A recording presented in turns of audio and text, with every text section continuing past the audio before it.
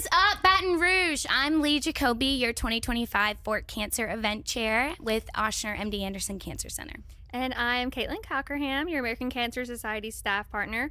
We are so excited to be here in the Garage Studios, brought to you by Gordon McKernan Injury Attorneys. Shout out Gordon and his team for hosting us. We are thrilled to be interviewing majority of our amazing tastemakers over the next couple of days to hear all about their why, what they're excited about for Fort Cancer, get to know them on a little deeper level. And so without further ado, let's get into it. Yeah, let's hear from our tastemakers. Thanks, guys.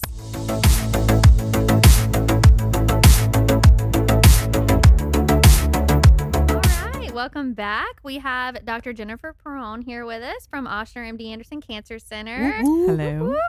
All right, so to start us off, we're going to do a little rapid fire, Fort Cancer rapid fire. Fort Cancer rapid fire, you ready? Totally ready. Okay, let's kick it. We've said this one to everyone, but Lil Wayne or Boozy? I don't even know what those choices are. This is how old I am. I'm gonna go with Lil Wayne. Okay. I actually know his name. So Okay, so we're going with Lil Wayne. Perfect. There you go. This is going really well. No, it's awesome. Okay. We got it. I'm so old. Waffle fries or shoestring fries? Shoestring fries. It's hard to say. Podcast or audiobook? Audiobook. I knew you were going to say that. Go-to OR song. Oh, like the song to play in the OR. Don't Judge Me. It's actually Eminem, that 8 Mile song. That's the song I listen to like pump myself up before cases. I love Eminem. But I have a whole OR playlist that I've created. Sure, I mean it's public. Spotify or Apple Music? Spotify, of course. I have Spotify Premium because for those really long cases I don't need ads.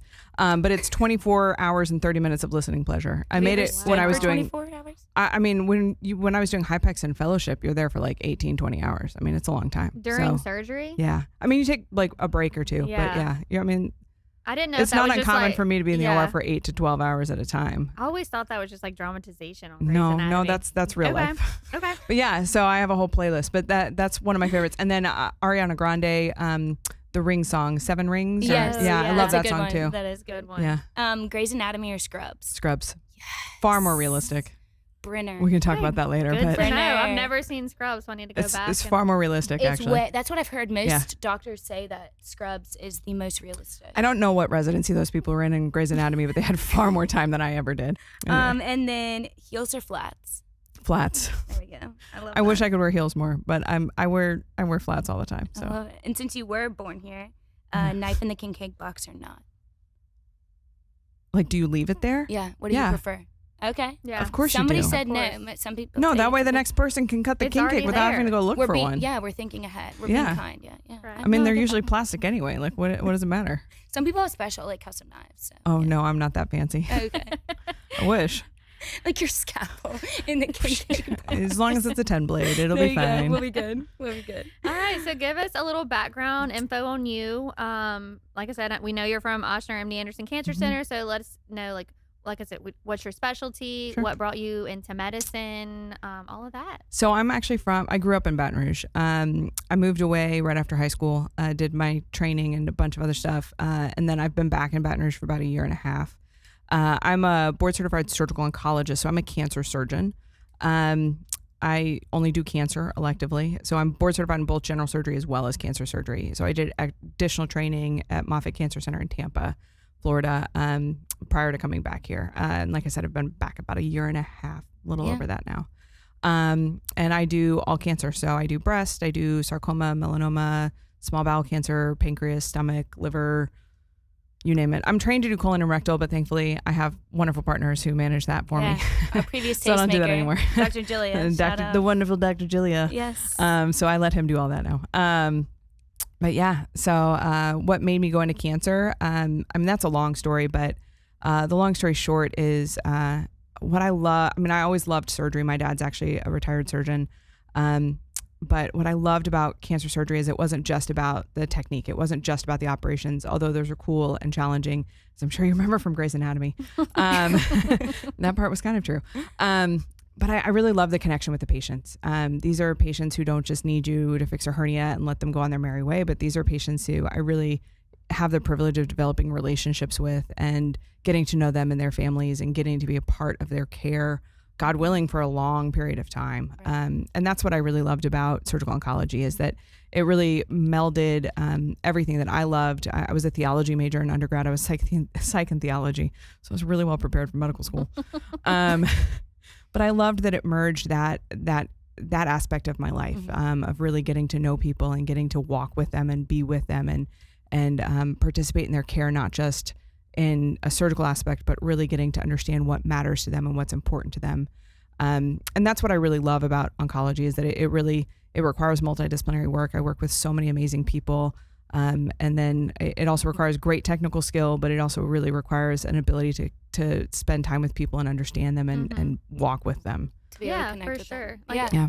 I think, I mentioned earlier my dad had colon cancer last spring, and so a lot of what you said just resonates with me, because we met actually with several surgeons, kind of trying to like choose what was best for him at the time, and ultimately like it was, I think all of the surgeons that we met with were highly qualified and everything was great, but the surgeon that he felt comfortable with and he felt like he had a good rapport with, that's who he wanted to put his life in this guy's hands at the end of the day. And so and like you said, he still talks to this guy and about fishing or whatever else now, but it is such a big a huge day in their lives, this surgery that people are trusting you. I mean, they're at their most vulnerable when you're operating on them. 100%. And it's a huge privilege. It's a huge honor. But it's a huge weight too. I mean, I think that's something people don't realize. Like, I've had patients be like, "Oh, you don't care." And I'm like, "Of course I care. Like, you have no idea how much I care when things don't go the right way, or when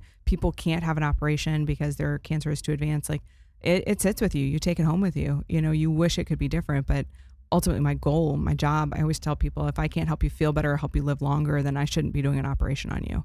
Oh, wow. And I like that a lot. And because as a cancer surgeon, like, those are my two goals. Either I'm going to help you feel better, or I'm going to help you live longer. And sometimes I'm not going to accomplish either one of those things. And that's probably the hardest part of the job, is really telling people, look, I'm sorry, there's not a role for surgery here.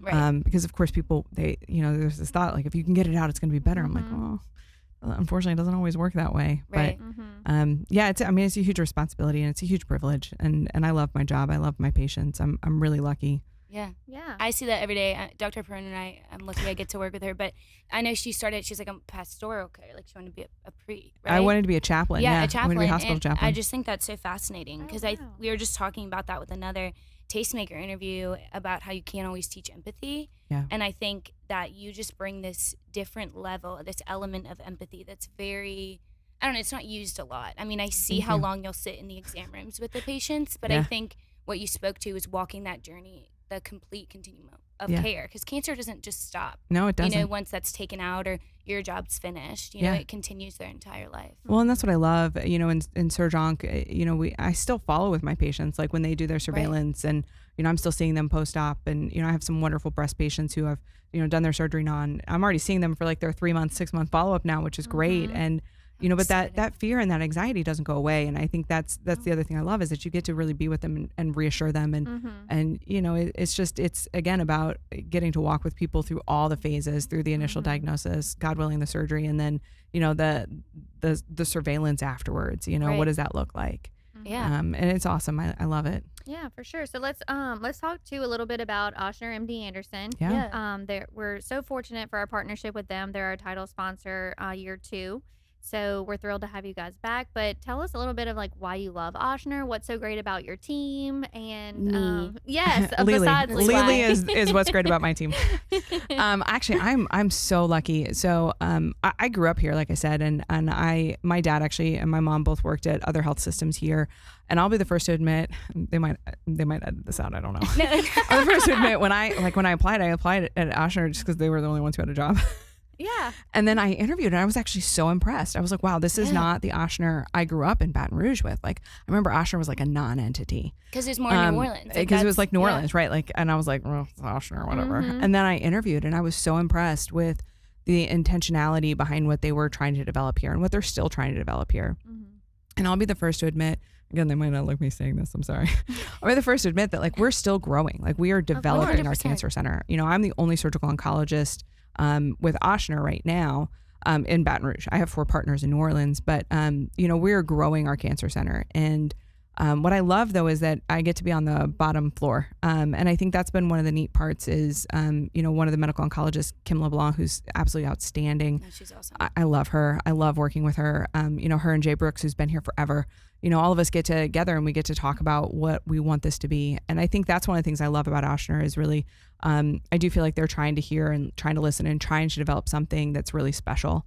The thing I love most about them, at least for my job, is that they've been really good about letting me do what I want to do. So, some of my co-fellows from fellowship are doing majority general surgery, Wow. and that's not what I wanted to do. I wanted to be a cancer surgeon, Right. and I take general surgery calls, sure. But like my clinic is not filled with hernias and gallbladders and like all of those things. Like I have the space and they've given me the freedom to have hour-long new patient appointments so that I can really spend that 100%. time with patients and their families and explain what's going on and where we go from here and all that. And I think it's been really beautiful for me. Yeah. I have some amazing nurse navigators and nurses and MAs and, a whole team that really does their best to help facilitate everything. And I think, one of the things that's made me proudest is, I see people before diagnosis because that's how our system is kind of had it right now, because I have a lot of flexibility and a lot more free space than I would like sometimes.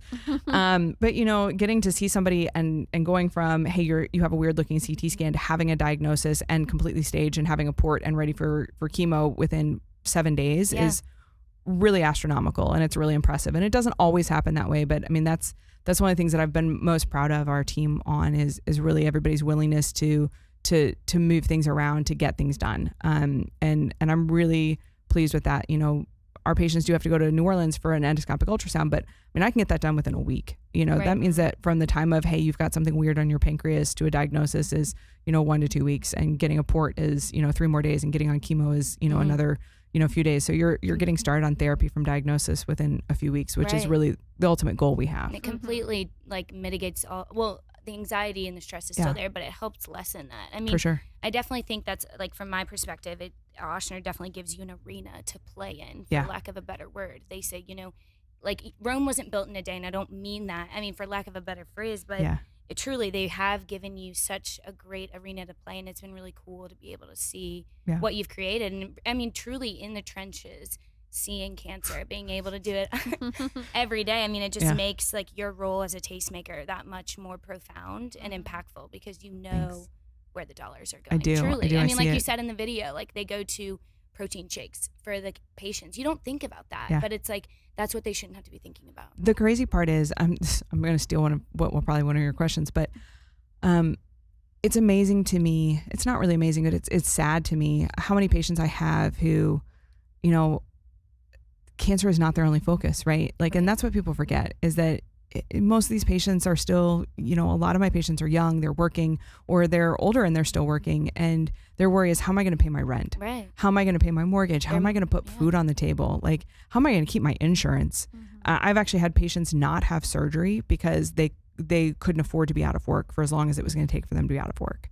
And that it breaks my heart, because you've potentially gone from a potentially curative surgery to, I don't know where things are going to wind up in the end. And it's all financially driven, and it's that is one of the hardest things for me to see. And that's one of the best parts, I think, about having, we have a great oncology social workers who do work with our patients and try to help them find resources in the area. And fun fact, February is actually Cancer Prevention Awareness Month. And that's really been so important for us is, obviously the earlier we find things, the better things are, but also really knowing what resources are out there to help patients, whether it's getting a mammogram or it's things like, I have a patient who I did surgery on who needs daily radiation, and she has no family in the area.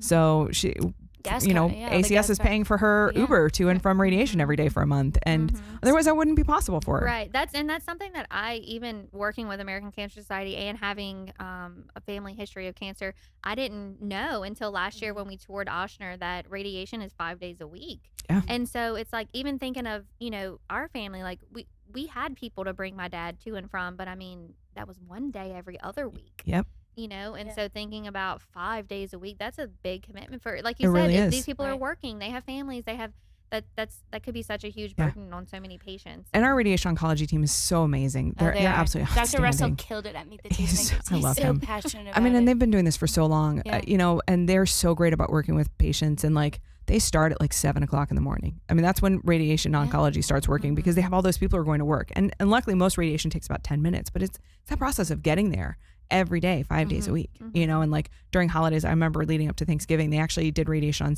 on Sunday so that like people wouldn't be missing out on, like they opened on like Saturday, Sunday so that people wouldn't be missing radiation Thursday, Friday. Like I just love it. But I mean, that's the things people don't realize. Like there really is just such a strain, not just emotionally and physically about worrying about your mortality and like, are you going to survive this, but really worrying about all the other things that go into it. Right. And I think that's where I'm, in a perfect world, a cancer center and a cancer society and ACS, all of us come together because my dream someday is that my patients just have to worry about their cancer. Right. They don't have to worry about all the other stuff that goes into it because that's just too much. It's too much for one person. It's too much for a family. For It's sure. just a lot for them. It is. It is. I was just thinking back to what you were saying, like growing up in Baton Rouge, and I've never even thought about it, but my brothers and I always, our ped was always at Ochsner. We grew up with Dr. Gesson. Shout out Dr. Gesson. She just retired. We love her from Ochsner. Did. But She's we awesome. were in the T buildings. Oh yeah. That was Ochsner. Yeah. Like we were in That those is crazy. T Forgot about buildings on that. O'Neill. Yeah. And look at y'all now. Look at us now in a real building.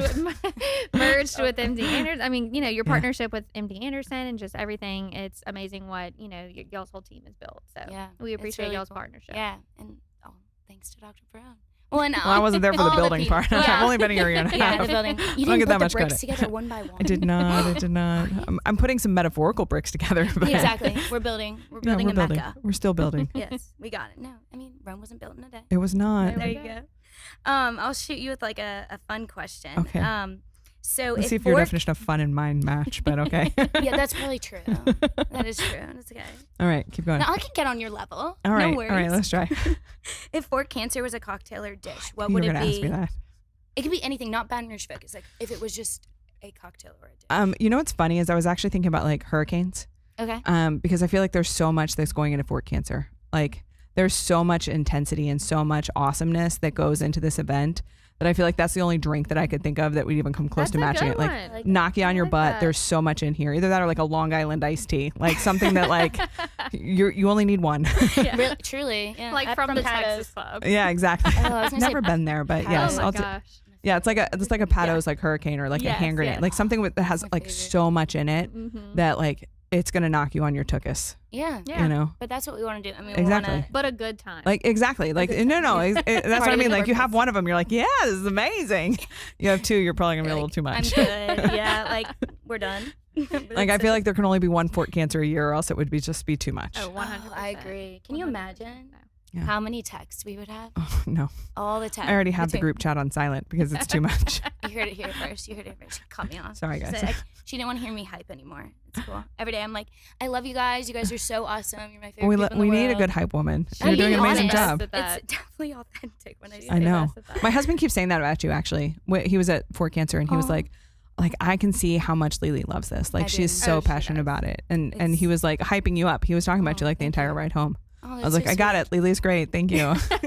Did I do good too? Yeah, like I'm great. I'm the one that's here. Like I mean, I always say, we joke, actually, somebody who's been a part of it the whole time, Sean, he was a tastemaker and now he's on the committee with logistics and decor, and he said, I can't cure cancer. Like I'm not in there. I can't do surgery like you can, but I can run my mouth for it. Yeah. And that's what we'll do.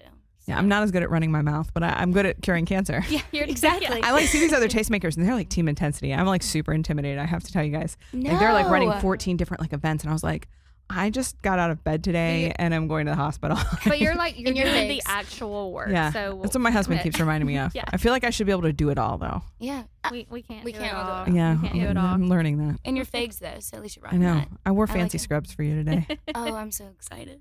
I I love try. them. I even wore my matching shoes. We wear different shoes. I the do figs are change- shoes. Yeah, my figs are shoes, Wait, and they I- match my scrubs. Oh, they're new. Okay, With a yeah, New Balance collab. Yeah, they're the Figs New Balance collab. Yeah, Wait, somebody yeah, tag. show us. Shout out. I don't know where the Figs. camera is, but there you go. Yeah, let's not look at my legs. Sponsor but our there- podcast. You can see my please. figs. They're fabulous. Yeah, this podcast is My sponsored Figs by- New Balance collab. I love that. What is one thing, kind of going back to the event, how you're saying you're excited for it, what is one thing you hope people take away from the event this year? Oh man, I think the one thing I hope people take away is really the role for ACS here in Baton Rouge. You know, like the tangible effect that all of this fundraising has on our patients and on our community.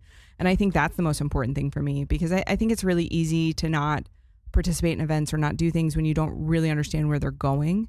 And I think that's part of why I'm here, and part of what I love, and I hope people take away from Fort Cancer, is that, you know, yes, we get to go and have an amazing time and eat great food and drink great drinks, and recognize that like so much of this is actually going back to the community. And I think that's what I hope people take away, is really understanding how much of this really goes back to, you know, goes back to people. Because I think sometimes, you know, like we look at things, we're like, oh yeah, but like when you look at the dollars per donuts, right? And you're like, oh, like 5% of what I donated actually went to, like, that's stupid. But like here, it's like all of it. It's all going back to our community. 100%. And I think that's what I want people to take away from it, is how important it is to be involved in this event, and how much we want it to keep growing, because it really does go back directly to people that you know. You might not know that they're benefiting from it, but like ACS gives away free protein shakes for a year for people newly diagnosed with cancer. That's wild. Like, how many of my patients really struggle with nutrition and being able to eat, whether it's on chemo or because of, you know, esophageal cancer or whatever. Like that's huge, you know. And yes, in a perfect world, we'd all be eating our, you know, organic homemade protein shakes with green juice, and like whatever. But I mean, let's be real here. Not everybody can afford that, right? And that's something I hope ACS continues to develop, right? Which are the nutritional alternatives and all these things. But like, I hope that people walk away with that, is seeing how much of an impact it really has on our community here. Exactly. And how we can honor the people who are part of our community now, who have survived, and people who, you know, have and people passed. who haven't. And it's all about, you know, how we can just empower each other and continue, and education also. I think that's the biggest thing. Like, to your point, the screening aspect about it. I mean, it's so incredibly important for people to be equipped with the knowledge and understand like what goes into it. And that's one of the things I'm really excited about actually this year. One of the things you just mentioned, one of the things I'm excited about for Fort Cancer is people's ability to honor loved ones who have either passed from cancer or, you know, are, you know, battling cancer right now. And I think that's such a beautiful witness and opportunity to to remember and to memorialize, you know, the people that matter to you. And I think when we look around, even among the tastemakers, how many of us have been impacted by cancer directly? So many people. And it's bigger than we realize, and it's more people than we realize. No, it is. And we have a great honor wall. People can, you know, donate a small amount of money for a beautifully framed photo of them and everything, just to give that honor and little moment that they deserve. And that personal touch. And I think that's what Fort Cancer is really beautiful about doing, is that it's understanding the big impact, but also really understanding this is individuals. Like, these are people in our community that you know, that you love, that you might not have even known. It's your friends, your neighbors, your mailman, all the things. I don't know my mailman, but I should. Your Amazon? I wish I did. We definitely know our Amazon delivery driver. It's a box factory over here. Oh, yeah, it's not good. That's awesome. Thank you so much for being here today. We really appreciate it. I think, you know, just everything you have said today could be clipped and like put to what Lily and I want people to take away from Fort Cancer too. And so you've done an amazing job today. We really appreciate it. And I mean, thank you for all that you're doing, truly. Like, Lily and I are here just running our mouths. You're like actually in the nitty gritty, curing these people and helping save their lives. And so that's amazing. And I hope, you know, you realize all that you're doing and all that we're so appreciative of you. So I mean, I get to work with you every day, but it's incredibly powerful just to see somebody with your experience, your knowledge, being a woman. It's awesome to see in healthcare, and I'm very grateful to be able to work with you alongside of you and be able to experience that. Well, thank you. We'll build it together. And I think, you know, people don't realize I can't do my job without people like you guys, though. I mean, like, this is not an isolation, right? Like, everything works together, and we cannot do our jobs without everybody else doing theirs. And the fundraising and all of it, it makes a big difference, even when it comes to research and to everything else. I mean, this is what allows us to do what we do. And it really makes a big difference. And so we're grateful. Yeah. Do what you do. Love what you do. Amen. Do what makes you happy. Sure. Right? Yeah. Do what makes you happy. With your 7 do the right rings, thing. Ariana Grande. Do the right thing. Do the right thing. Sometimes it doesn't make you happy, but do the right thing. All right. Well, thank you again. We appreciate it. And good luck in all your You're the boards best. and everything Thanks, today. guys. Yes. Thank you. See you later. Toodles.